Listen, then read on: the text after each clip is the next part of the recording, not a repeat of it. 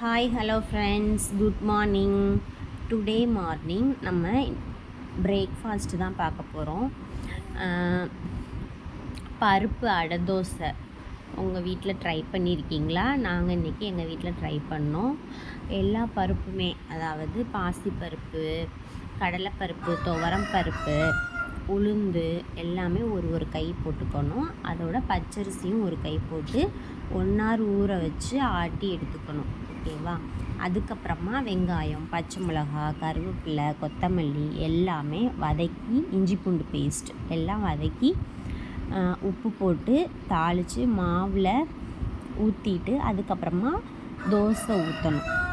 தோசை ஊற்றி மூடி எடுக்கணும், வேக வைக்கணும். இதுக்கு காம்பினேஷனாக தேங்காய் சட்னி ரொம்ப டேஸ்ட்டாக இருக்கும்.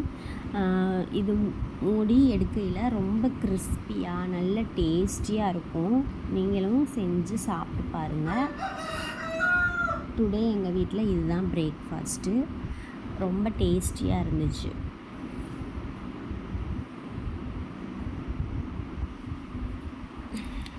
இது ஒவ்வொருத்தவங்களும் ஆளுக்கு ஒன்று சாப்பிட்டாலே போதும்.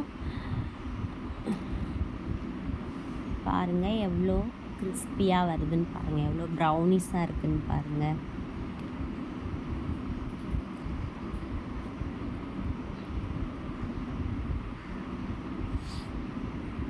உங்கள் வீட்டில் நீங்களும் ட்ரை பண்ணி பாருங்கள்.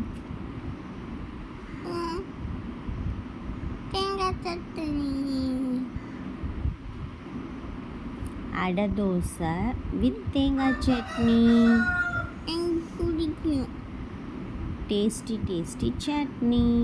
எங்கள் அம்மா எது கொடுத்தாலும் நான் சாப்பிட்டுருவேன். மிச்சம் வைக்க மாட்டேன், சாப்பிட்டுருவேன்.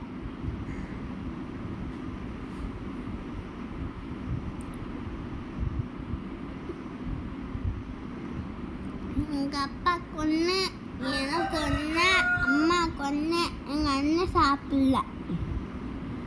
உங்கள் அண்ணனும் தான் சாப்பிட்டான். அதுவும் கொஞ்சம் தான் சாப்பிட்டா. எங்கள் அண்ணன் ஹாஃபு. பாய் பாய். நீங்களும் உங்கள் வீட்டில் செஞ்சு பாருங்கள்.